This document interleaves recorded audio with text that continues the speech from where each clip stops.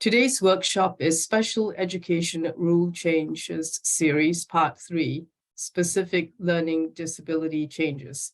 I will be presenting along with Dr. Jacqui Kelleher, Executive Director at the Vermont Family Network, and from the Vermont Agency of Education, Cassie Santo, Inclusive Practices Coordinator, Tracy B. Watterson, CPM, Vermont Multi-Tiered System of Supports, Vermont MTSS, Program Manager, Amy Murphy, Early Education Inclusion Coordinator, and Nancy Hallen, Vermont MTSS Coordinator. Thank you so much for joining us today. Next. So I will start by previewing our topic, which Cassie will get into more detail in a few minutes. Special education eligibility for the specific learning disability, or SLD, until July 1st is, like all other disability categories, subject to the adverse effect gate. And schools had the choice of using either the discrepancy model or the response to intervention or RTI model. Next. As of July 1st, schools can no longer use the discrepancy model, and the adverse effect gate will no longer be used. Next. So this slide has just some VFN resources for families. Please call our education helpline staff if you have questions about your child's IEP. We also have several pre-recorded workshops that touch upon this topic that could be helpful for families. And now I shall pass the presentation over to Cassie Santos.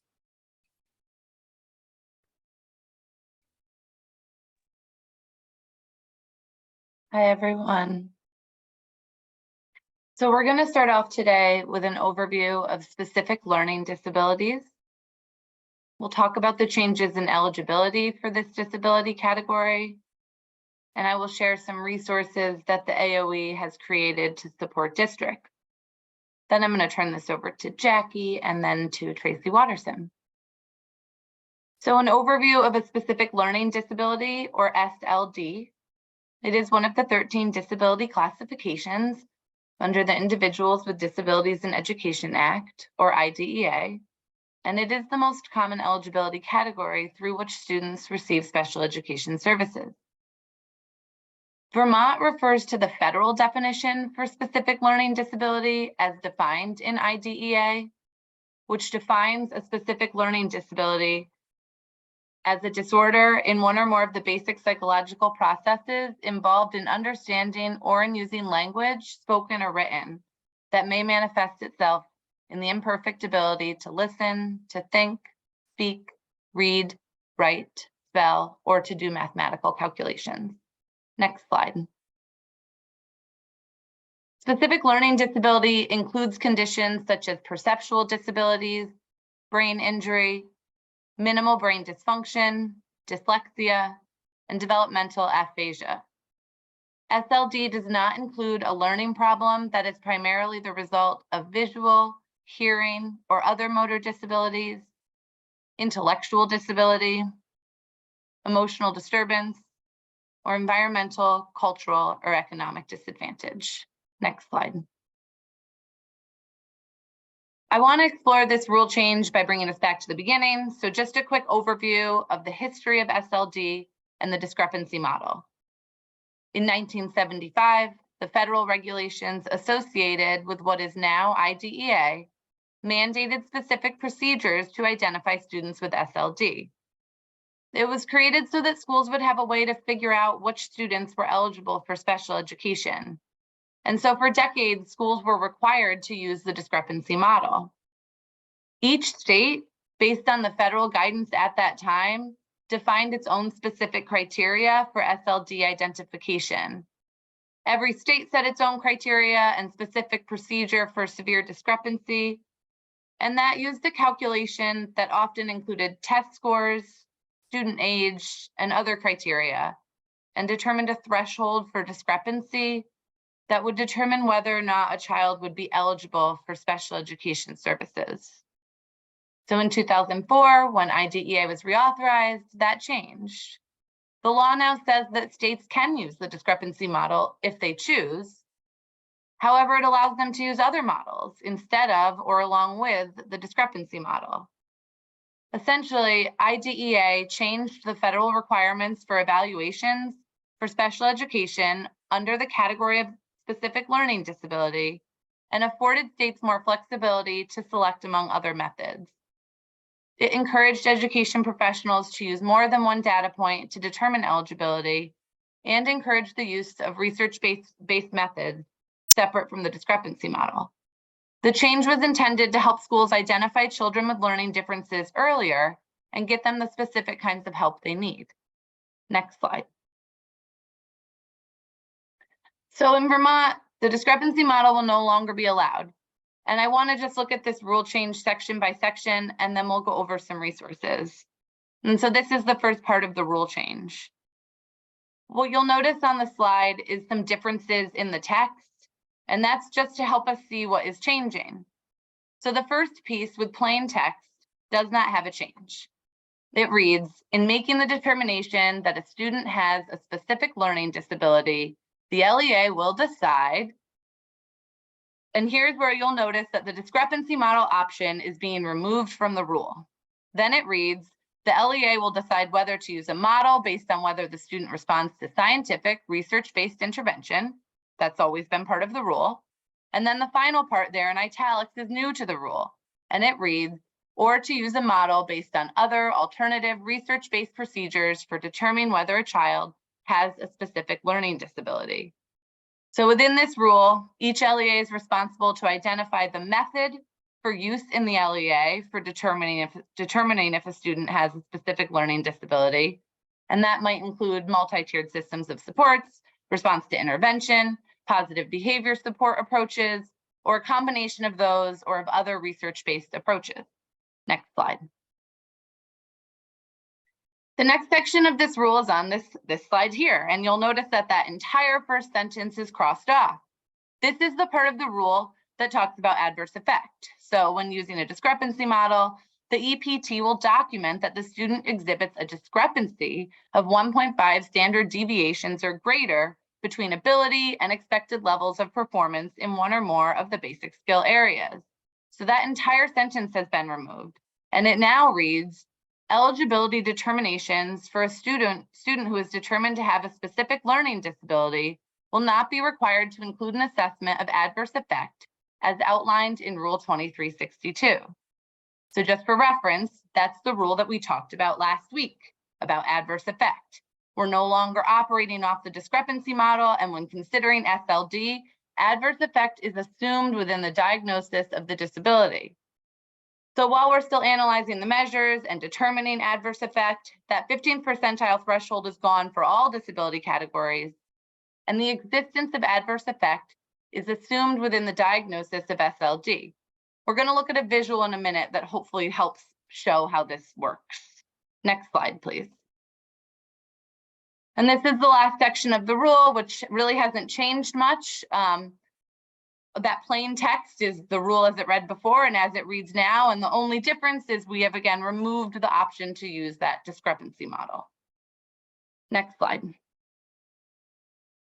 This visual here is what I was referencing a slide ago, and this is from the K through 12 evaluation guide, and that link is going to come in the follow-up email, and it's also linked here in the title.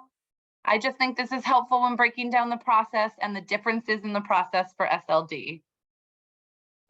So obviously eligibility here is slightly different than other categories, and that change is happening primarily in criterion 1.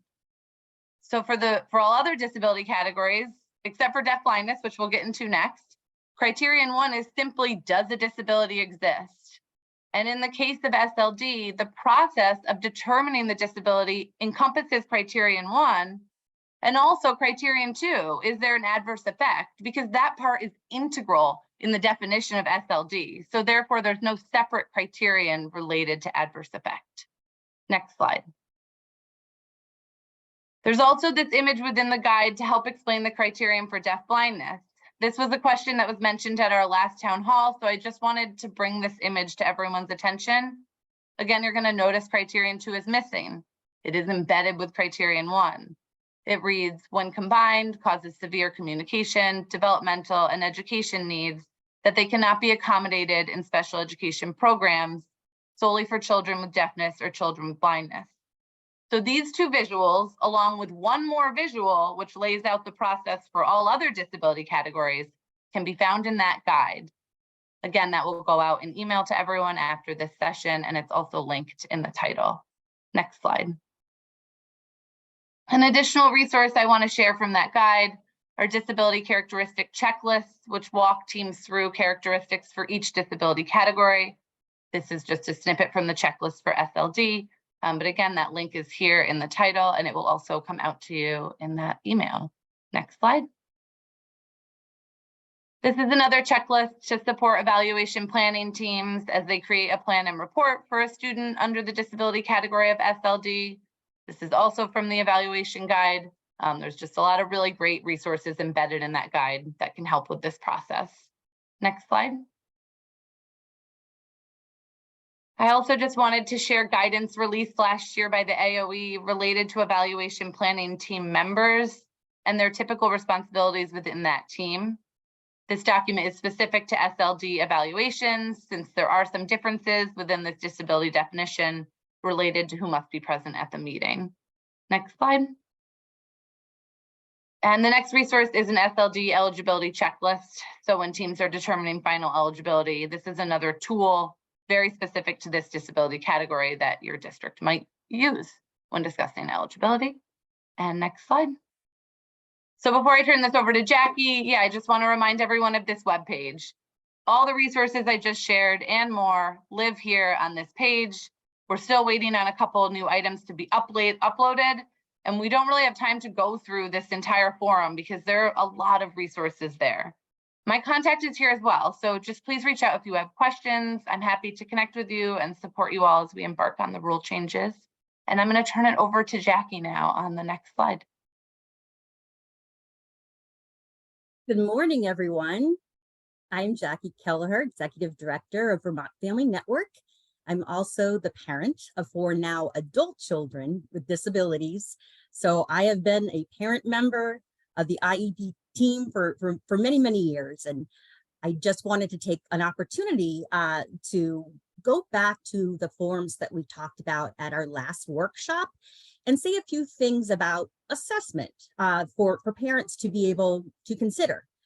So before the school may proceed with an evaluation, parents must give their informed written consent. And this consent is for the evaluation only with Form 3A. So Form 3A, what is it asking you to do? To give your consent for the special education evaluation that's detailed in Form 2. Form 2 is the special education evaluation plan and ultimately becomes the report. But within that Form 2, is the section in Section B where it's listing the type of assessment, the area of concern, that why it's been selected to be administered, the person that's going to be doing the assessment. And these are things to really look at and reflect on as an equitable IEP team member that you are. Some thoughts about assessment. The evaluation must use a variety of assessment tools and strategies. And that's been with IDEA evaluation requirements from its earliest days. And under IDEA, it's inappropriate and unacceptable to base any eligibility decision upon the results of only one procedure. Tests alone, they're not going to give a comprehensive picture of how a child performs or what they know or do not know. It's only by collecting data through a variety of approaches like observations, interviews, tests, curriculum-based assessments, and so on, and from a variety of sources. Parents are included as a source. teachers, specialists, kids. The variety of approaches and the variety of sources, that's what gives us an adequate picture to be obtained of the child's strengths and weaknesses. Another point I wanted to make is that the IDEA, it also requires our schools to use technically sound instruments and processes in evaluation. Now, technically sound instruments, they generally refer to assessments that have been shown through research to be valid and reliable. And actually, an assessment tip is that the test itself is not reliable and valid. It's the judgments and decisions that are made that are reliable and valid as a result of the data that come from a particular assessment. Technically sound processes, that requires that the assessments and the other evaluation materials be administered by trained and knowledgeable personnel, administered in accordance with any instructions that's provided by the producer or the test maker of the assessments, and used for purposes for which the assessments or measures are valid and reliable. So in a conjunction with using a variety of sound tools and processes, assessments must include those that are tailored to assess specific areas of educational need. Now, for example, today with math and reading, and not merely those that are designed to provide a single general intelligence quotient or IQ score.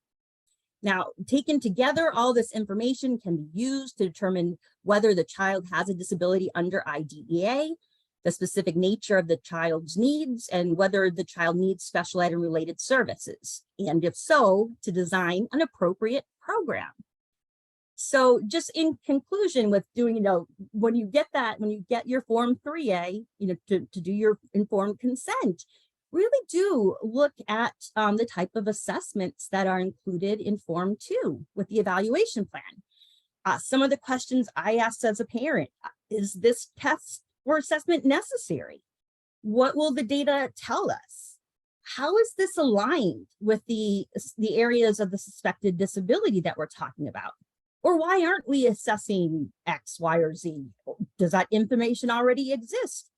And has the staff member, have they been prepared to be able to administer this particular test?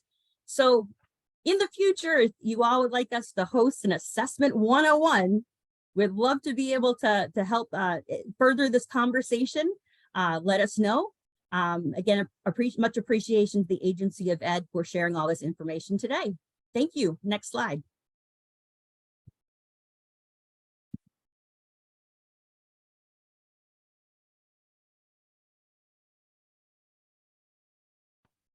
I believe that's me. Good morning. I am Tracy Watterson. I am the Vermont MTSS, so Multi-Tiered System of Supports Program Manager, and I lead the Vermont MTSS team at the Agency of Education. What I'm about to share is an evolution of our tiered system of support through the past almost 30 years now in Vermont. These slides were put together in collaboration with both Amy Murphy from our early childhood team and my teammate Nancy Hallen, who is our family engagement coordinator. They'll be available to answer questions on those particular topics after I present. Reviewing our evolution really helps us to better understand why throughout the state, and even sometimes within a school district or a school, that we have varying understandings of what a tiered system of support is. Next slide. So I'm going to break this down into decades. So this is important because from my conversations with parents, with educators over the past few years, where you, I'll say, entered into the evolution of tiered systems of support in Vermont really can frame your understanding of it. And sometimes we get comfortable, familiar with what we know, and may not even be aware that things have evolved and changed. So if you joined us in the first decade, I'm trying to highlight 3 important events that took place during that time period. So 2000. So in 2000 is when educational support services became a part of state statute. In 2004, I think Cassie referenced the Individuals with Disability Education Act, IDEA. And of course, this was when free appropriate public education was made available to eligible children with disabilities throughout the nation, and ensures that special education and related services to those children are made available from birth through grade 4. I'm sorry, age 21. And the reauthorization of the IDEA in 2004 is what led to state of Vermont then preparing to respond to that reauthorization with some of the changes that mentioned, such as ending the required use of the discrepancy model to identify students with significant learning disabilities. In doing so, we pulled together some focus groups, and those groups decided that priorities would be around early literacy and behavior. And that's when the Vermont Integrated Instruction Model, or VIM, was created in 2006. And this was often what parents and educators in Vermont identified as the beginning of MTSS in Vermont. The response to intervention, which is a type of tiered system of support, was selected as that evidence-based practice that would be used for literacy. And positive behavior intervention and supports, PBIS, was chosen as our tiered model for behavior. We also had the early MTSS pyramid model as a tiered model for social emotional learning. A few LEAs, I think we started out with 3 and maybe ended them with 15 LEAs in schools that were involved in the initial work that the state did regarding tiered systems of support. Next slide. So here we have the second decade, part 1. So our second decade from 2010 through 2020 was very active. A lot took place. A lot of evolution happened here. In 2013, the Vermont Agency Education was awarded funding for Race to the Top Early Learning Challenge Grant and a state personnel development grant that was intended to expand and sustain the state's foundation for early learning professional development initiatives, which is now known as the early MTSS model. We also refer to it as our early MTSS framework. Vermont also used special education funding and local funding to help support training in the classroom.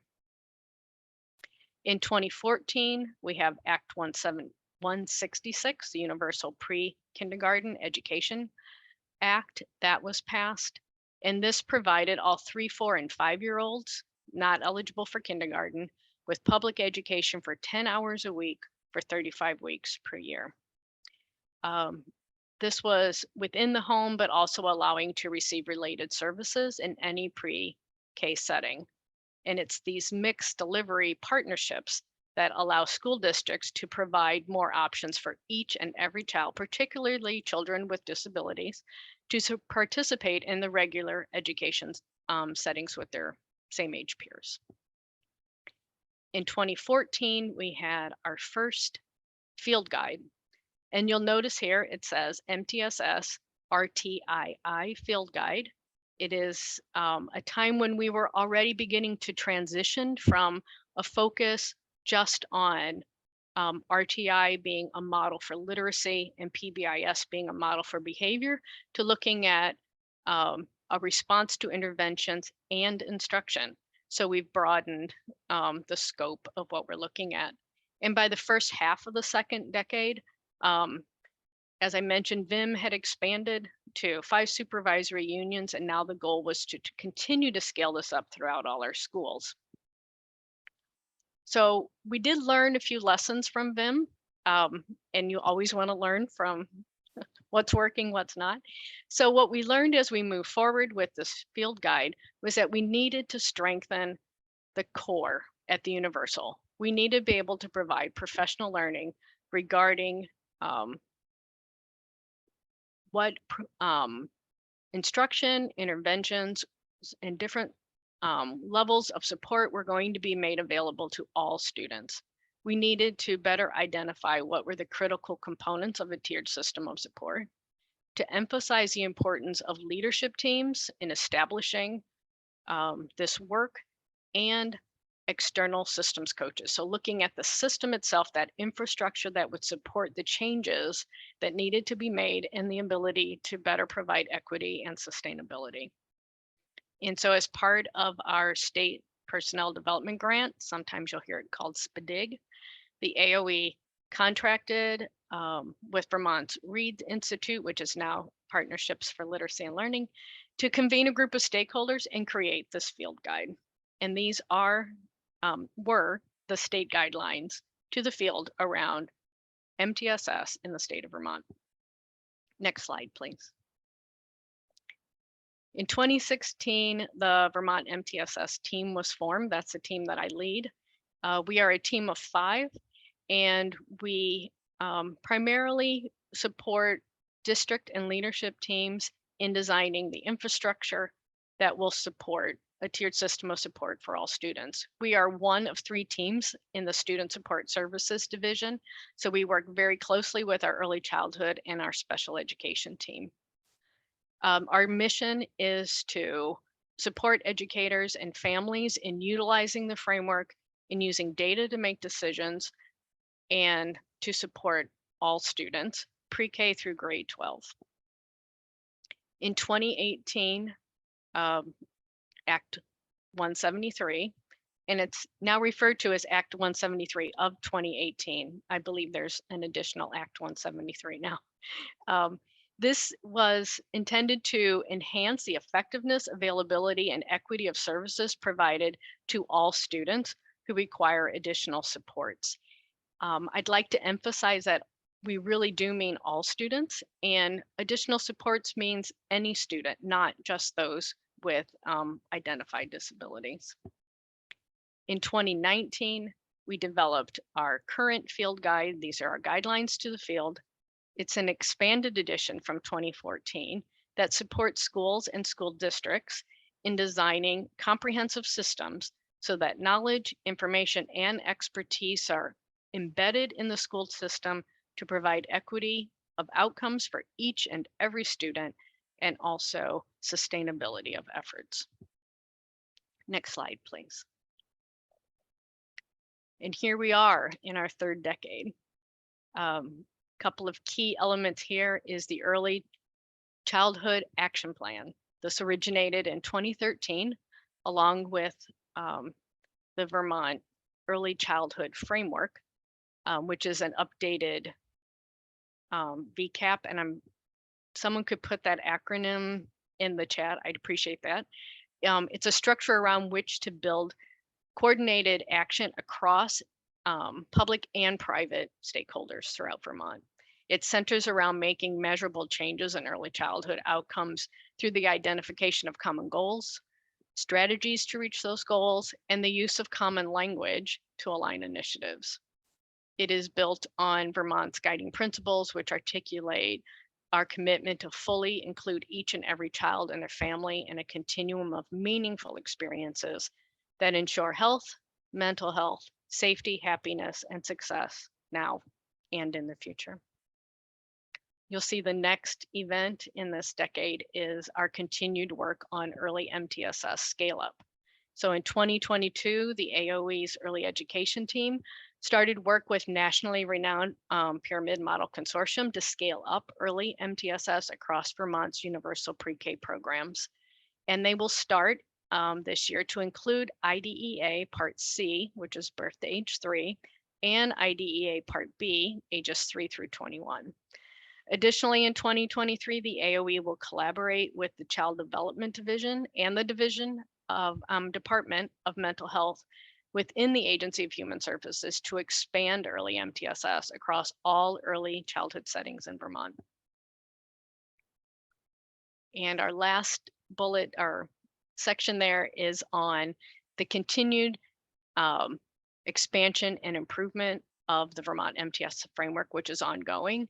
A few highlights you'll notice in the past couple years are some additional tools that are available to support families and school districts, a renewed emphasis on family engagement, looking a lot at school climate, and also, again, on equity and sustainability of services to all students. So depending on where you entered into education, whether it was as an educator or with a child in the education system over the past almost 30 years, that may shape your understanding of MTSS. Next slide, please. I'd like to spend just a few minutes looking at a few key terms that are used throughout our frameworks. So we have the early MTSS framework, which you'll see also has the smaller symbol for Vermont MTSS. And that's intentional to show that these two models work in collaboration with each other and represent a continuum of support for all of our students. And then you'll also see our graphic for Vermont MTSS. You'll see that systemic and comprehensive approach in the middle, supported by the other components of high quality instruction intervention, effective collaboration, expertise, and systemic and comprehensive assessment system that is wrapped within a culture of continuous improvement with decision-making for equity and excellence. A few things I'd like to emphasize here is that the Vermont MTSS framework really articulates the components and principles of an effective school system.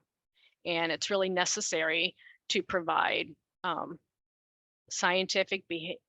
academic, behavior, social, emotional, and mental health supports to all our students. This model is innovation neutral, which means that when the next piece of legislation comes along or a new area of concern arises, for example, the past few years with COVID, there's been a heightened awareness of students' mental health. Like, we don't put MTSS aside. We look at how does our system support those new initiatives, those new pieces of legislation, those new concerns for our children. And the framework itself is not tiered. So you're not going to see a tier 1 expertise or a high quality instruction tier 3, because our tiers represent more not students, so they're not intended to be labels for students or labels for adults. The tiers represent the type of support, the size of the group receiving that support, and the intensity and duration of the support. We have early MTSS. That framework also is innovation neutral. It aims to improve early learning with a real focus on social and emotional well-being and competence for children, and that's from birth through age 8. So you're going to see an overlap or a continuum of age 8 through like kindergarten through age 8. You'll see an overlap of the two frameworks, and they really are intended to work to support families in a smooth transition. The term MTSS, or multi-tiered system of support, often that is conflated with the larger frameworks that I'm just describing. Sometimes when we hear MTSS, when you look at the larger frameworks, the early MTSS and the Vermont MTSS frameworks, that's really more a description, as people tend to use it in the field, to describe the high quality instruction and intervention component of the framework. But any tiered system of support is really intended to provide a variety of intensities and duration of supports to students to meet their needs. And this is for students with or without an IEP or a Section 504 plan. When we think about RTI, response to intervention, that's a proactive approach that involves closely monitoring student progress to measure student skills and using that data to decide which interventions to use. That is a a part of our broader frameworks. And but RTI, some people also, our schools will use progress monitoring and not necessarily use the RTI, response to intervention, like proper noun framework. As I mentioned before, tiers, most common, we see 3 tiers. There's no number of tiers that have to take place within a tiered system of support. Usually we talk about tier 1 or universal or core instruction, and that really is intended to meet the needs of all students. Within that tier, you can see small group work. You can see a student with an IEP having some of their needs met within that core instruction, brought in so that they're in the learning environment with their peers. And we're really striving for access to tier 1 instruction that also involves membership and engagement. Tier 2 sometimes is referred to as targeted. Again, sometimes you can see a tier 2 intervention taking place within core instruction as part of that literacy or that math block. These are a little more skill specific and small group oriented, short term, and should be supplemental. So any level of support beyond tier 1 should be supplemental. It shouldn't replace a child's opportunity to be with their peers in their core learning environment as much as possible. Occasionally, there is a need for some intensive support elsewhere. But the goal of tier 3, which is our intensive level, is really about individual short-term skill specific support, and that also is supplemental. And I think what's really key in our current evolution is that those tiers can be layered. So that's why earlier when I said, like, we don't have a tier 2 child, which would kind of blocks a child into getting all of their supports in a certain way, because children have lots of different needs. But layering refers to the fact that different levels and intensity of supports can be available to a child simultaneously. And I give an example of a student with an IEP for basic reading skills may simultaneously be getting a short-term support in a small group setting with like rounding whole numbers to the nearest 10. Or another student could be in a small group that maybe has a Section 504 plan to accommodate for their visual impairment. And you could have yet another student who may be attending math instruction in a grade level beyond their peers, but at the same time is getting some real intensive individual, maybe what we'd call tier 3 support for a mental health need, not a student with an IEP or a Section 504 plan. So MTSS, when we talk about the Vermont and the early MTSS framework, is really for all children. It's not something just for a student with a disability. And we have on our website, we have other key terms, but for the sake of time, because I want to be available to answer questions, I won't touch upon any more key terms. So if we could go to the next slide, please.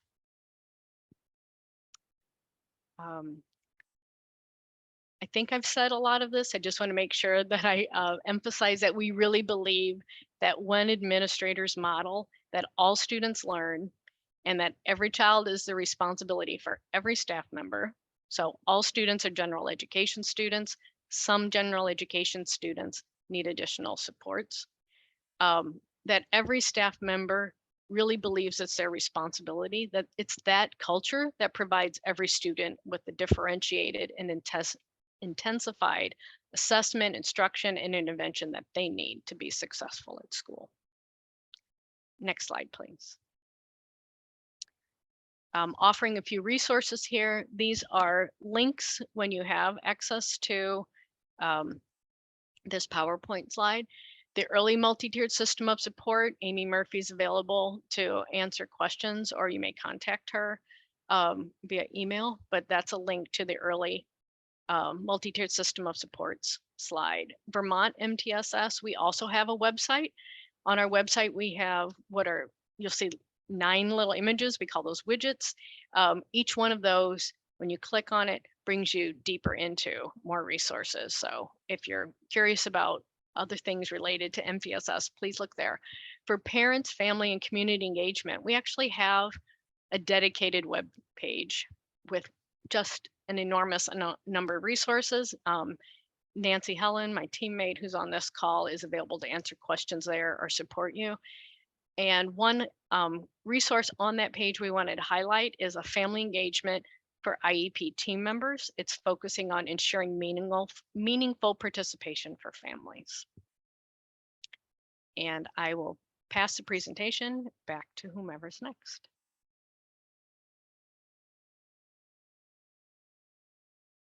So thank you, Tracy. The next part of this would be the questions, and we had submitted at VFN, we had submitted a few questions prior to the presentation that I will go ahead and ask, and then we will see what questions are coming in from the audience. So the first question is, how will the evidence-based methods for identifying specific learning disability look? So LEAs determine what evidence-based methods they will use for identifying a specific learning disability. So this will look different from district to district, perhaps even school to school. The law reads that LEAs must identify a process based on the child's response to scientific, research-based intervention or other alternative research-based procedures. When considering evidence-based methods, there are federal laws that mandate schools to use evidence-based practices, and that which method a school chooses to use is a local decision.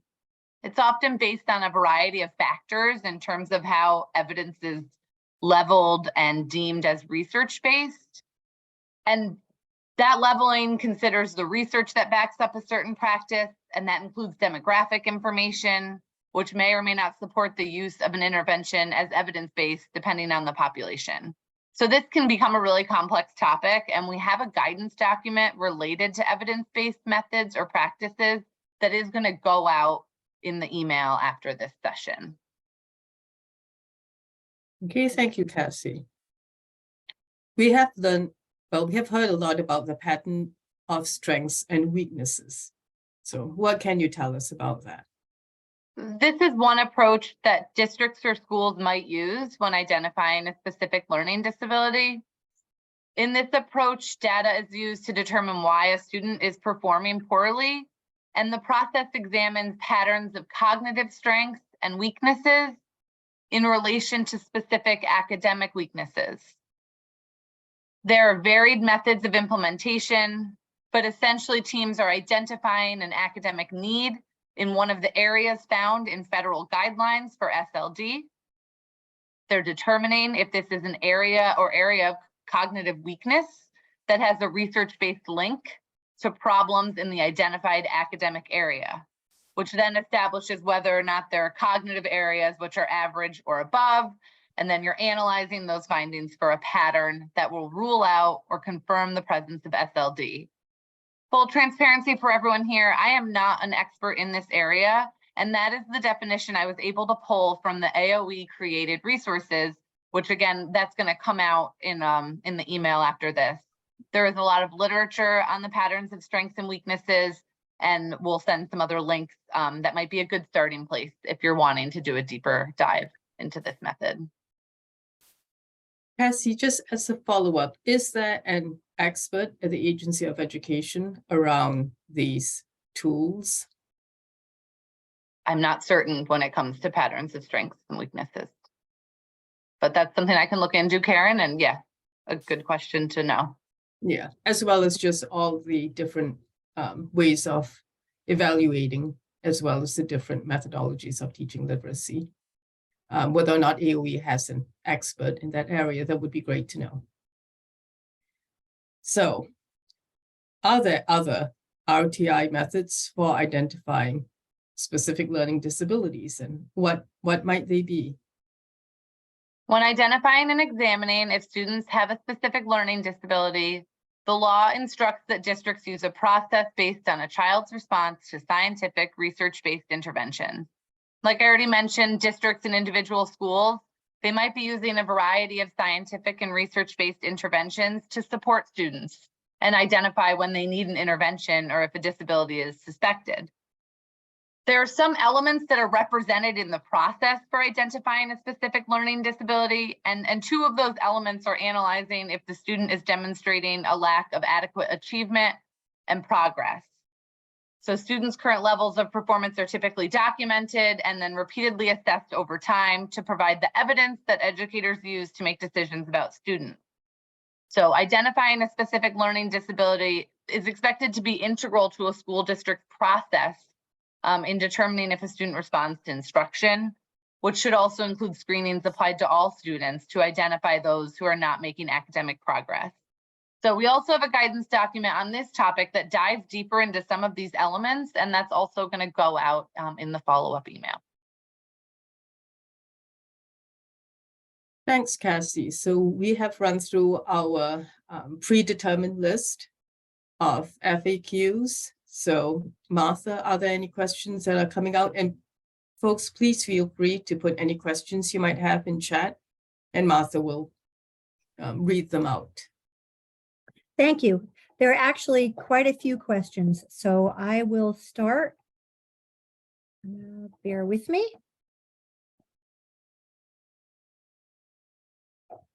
Okay. The very first question is, in my district, the district doesn't follow the 1.5 standard deviation and declines special education students the ability to receive a proficient learning education. With this new rule change, who is going to assess, monitor, and help schools in implementing this new rule change? And if they do follow the new rule, it is assumed a percentage of new students will be entered into the special education program. The district is already complaining that they don't have well-trained and sufficient instructors to sustain the special ed students they now have. Will there be additional funding for this new rule change, anticipating more eligible students to receive their rightful privileged proficiency in a learning education? Thank you, from Charlie. I don't know who wants to take that. There's parts of it that I can answer. There's parts of it that we're not going to be able to answer now, and we'll have to come back to.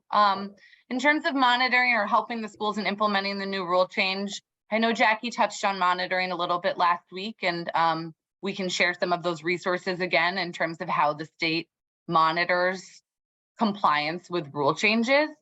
We also have shared the professional development that we've been offering to support schools with implementing this new rule change.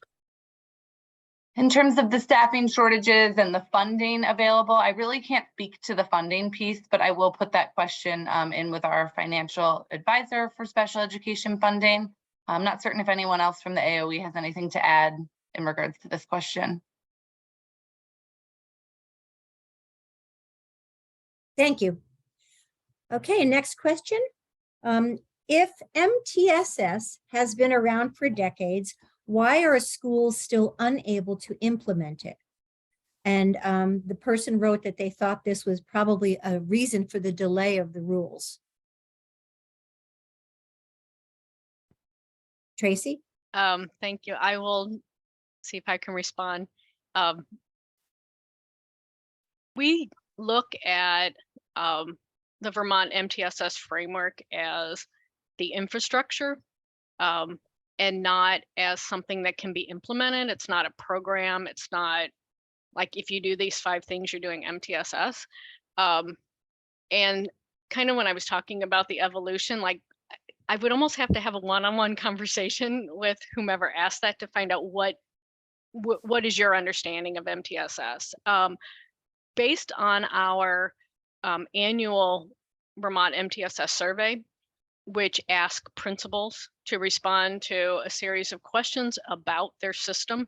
And last year's, we collect it every year in May, so I don't have the current data yet, but last year we had 94% response rate. We know that all schools are using a tiered system of support.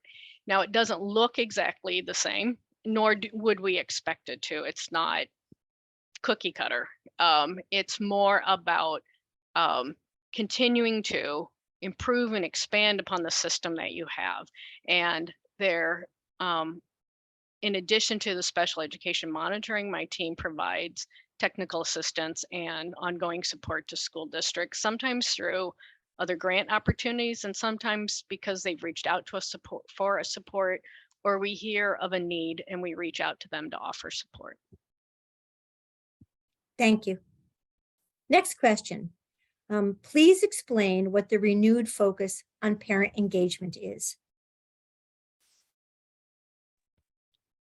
Nancy, would you like to speak to that, please?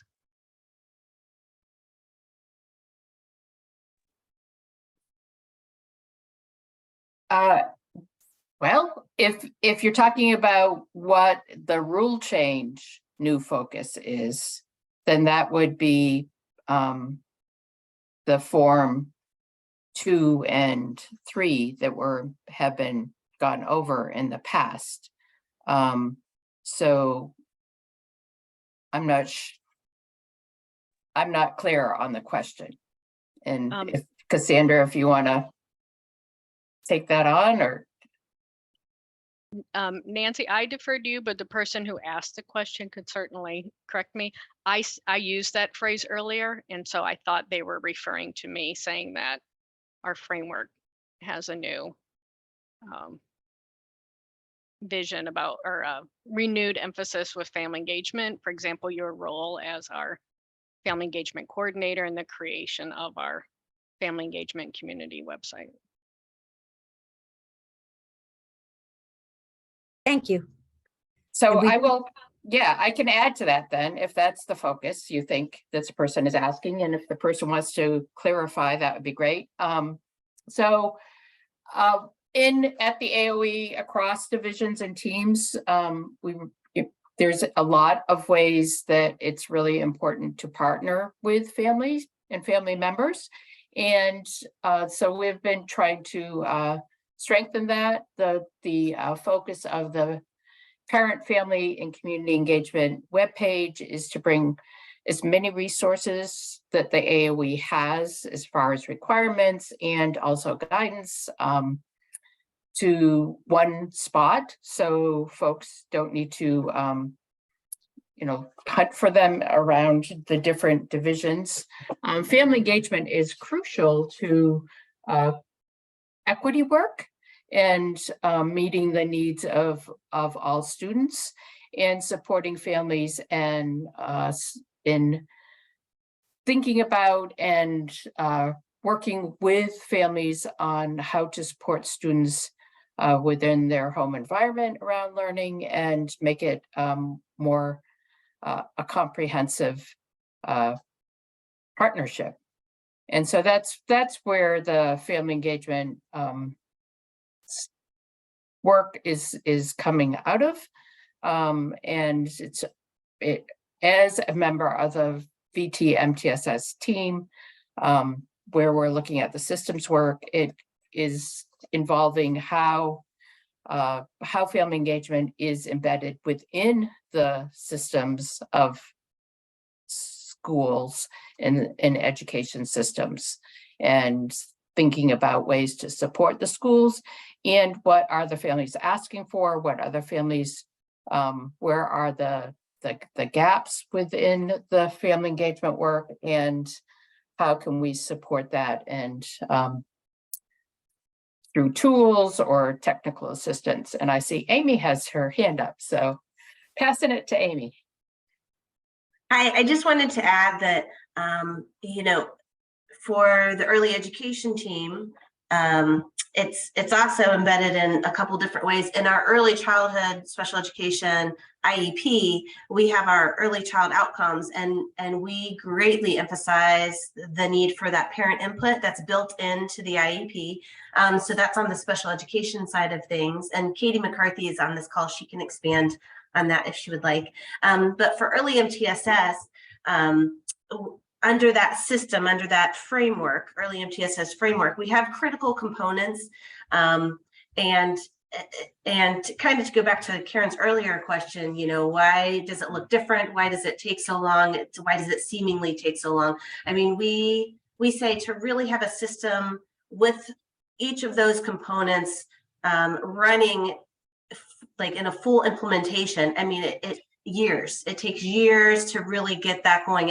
And then after programs feel like, and I'm kind of talking about universal pre-K programs, after the program feels like they are running things fully, they're implementing each of those kind of critical components fully, then we ask them to continually improve upon those. So it's a you know, a continuous improvement system framework. But one of those critical components is actually you know, family partnerships, community partnerships. That is something that we advise and help them. We have indicators actually to help guide them on, you know, how to build those partnerships and work with families and how to pull family information in. I mean, it can be something as utilizing the Ages and Stages questionnaire every time you have a new student come in your program. You know, that's a universal screener, and that involves parent input completely. So those are things that, you know, when we're working with a program, we're talking to them, we're having that focus. And those indicators, if you're wondering where those indicators came from, they're built on pyramid model practices, their benchmarks of quality, but also the Division for Early Childhood, the DEC recommended practices. There's a whole section on families and family engagement. So that's where those indicators came from, and that's the indicators that we work with programs and try to get that family engagement and family partnership really running. Thank you. I know that we're getting close to the end of our time. I'm going to try to put in 2 more questions if that's okay with everyone. This question has come in. For a child turning 3 and qualifies for an IEP, can they attend the 10 hours of pre-K per the IEP if their 3rd birthday falls after the cutoff date for pre-K, a September birthday, but pre-K starts end of August? And Katie McCarthy is our 619. She's the early childhood special education. Yeah. Hi, this is Katie. Yes. Short answer, yes. If it is indicated within the IEP that is what's best for the child, they can. Thank you. That was a fast question, fast answer. Next question, recognizing that history can be important, hoping we can have a larger conversation about the rule change, since this has clearly been a topic of conversation for a long time. Is there any explanation regarding why educators seem so blindsided by the move to enact these changes, causing a delay of implementation for a year?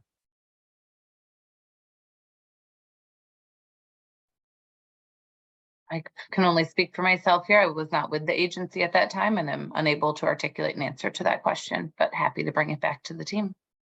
Thank you. And I think this might be our last one. Can you explain where co-teaching fits into MTSS? Is it the same thing? Will we see an increase?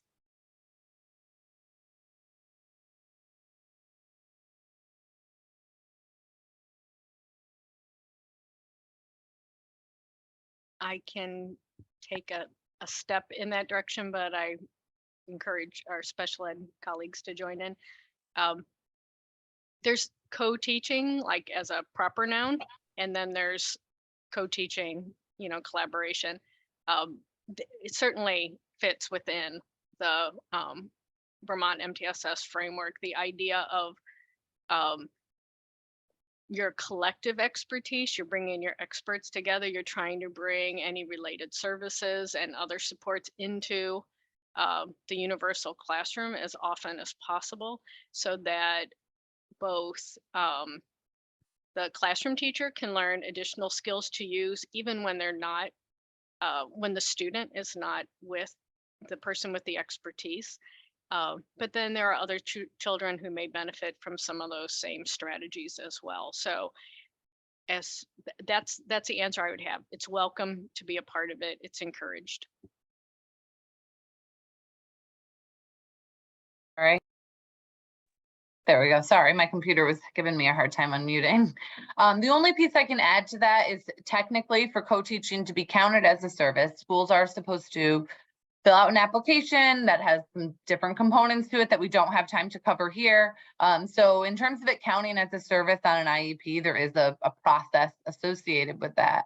I've already mentioned, I really can't speak to the funding, but we've collected that question and we will share an answer out when we can. Thank you. And this is the very last question. Bear with me. Are some school districts more ready than others to implement MTSS? And what if my school doesn't have the expertise? And that's the last question. Am I unmuted? Okay. My response would be that LEAs have, so everyone has an MTSS. Every school district, every school has a tiered system of support in place. Some are more robust than others, and that's for a variety of reasons. So I might say, if you're concerned about what you're seeing or not seeing at your LEA, if you'd reach out to me, I could look into seeing if supports already are in place for them, or if it's not on our radar, maybe it's someone that we can reach out to and offer some support. And I think early MTSS, we would say the same thing. If we take calls from families, from a variety of avenues. So if anybody ever has a concern, don't hesitate to reach out to us and we can see how we can better support that program, that universal pre-K program. Thank you. And this was a last question, I think more for VFN. Someone had asked, who will the email be coming from with the resources? And just to clarify for whoever asked that question, it would be coming from Vermont Family Network since you have registered. Any resources that folks have mentioned will be in the body of an email along with a survey. So thank you everyone for your time. I'm done on questions. Thank you. Karen? Okay, so yes, just a reminder that an evaluation was put in the chat. So would really appreciate folks taking time to fill that out. And that we have many more interesting workshops coming up at VFN. You can find the details of those on our homepage of our website, vermontfamilynetwork.org, along with the links to the previously recorded ones, including the ones in this series when we have them ready. We have a lot of information on our website. Getting connected with us is easy. You can follow us on Facebook and Instagram or join our closed Facebook pages if you are a parent. You can also sign up for our monthly e-news or check out our YouTube channel. We're here to help. Contact us by phone or email. Thank you again, everyone, and have a great day.